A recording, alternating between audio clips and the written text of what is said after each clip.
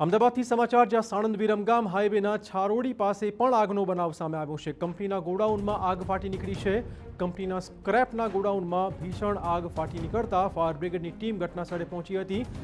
આગે મોટું રૂપ ધારણ કરતા આગને કાબૂમાં લેવાનો પ્રયત્ન શરૂ કરાયા છે।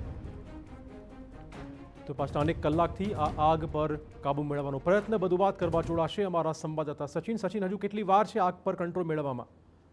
ચિરાગ, અમદાવાદ ફાયર બ્રિગેડની પણ મદદ લેવાઈ છે। અમદાવાદ ફાયર બ્રિગેડથી અધિકારી રવિ ગઢવી છે એ પણ ત્યાં ઘટના સ્થળ પર પહોંચ્યા છે। ફાયર બ્રિગેડ ની ટીમો જે પહેલાથી જ આગ ઓલવવાની કામગીરી કરી રહી હતી ત્યારે સંપૂર્ણ આગ પર કાબુ મેળવી શકાયો નથી।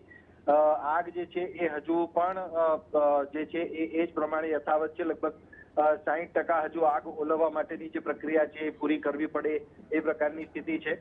મહત્વની બાબત અહીંયા એ છે કે ટ્રેક્ટરથી જે છે એ ટેન્કરથી મતલબ એનાથી પાણી મંગાવીને ત્યારબાદ ફાયર બ્રિગેડની જે સ્થાનિક ટીમો છે એના દ્વારા આ કામગીરી કરવામાં આવી રહી છે આગ ઓલવવાની।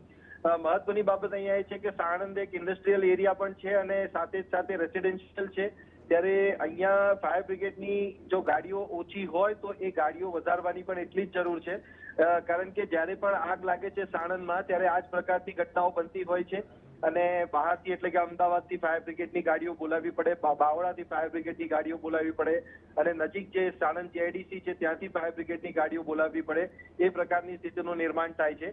ત્યારે સાણંદ ફાયર બ્રિગેડમાં જે ગાડીઓ છે કે ફાયરમેનની જે સંખ્યા છે એ વધારવાની એટલી જ જરૂર છે, પરંતુ અત્યારે હાલ અમદાવાદ ફાયર બ્રિગેડની ગાડીઓ અને અધિકારી ઘટના સ્થળે પહોંચ્યા છે અને ત્યાં એ ગાડીઓ પણ જે છે આગ પર કાબુ મેળવવાનો પ્રયાસ કરી રહી છે અને બની શકે છે કે હજુ કલાક 2 કલાકનો સમય કે એનાથી પણ વધારે સમય લાગી શકે છે આગ ઉપર કાબુ મેળવવા। ધન્યવાદ સચિન, તમામ જાણકારી બદલ। હજુ પણ લગભગ 2 કલાક જેટલી જહેમત પછી આગ કંટ્રોલમાં આવશે તેવી શક્યતાઓ લાગી રહી છે।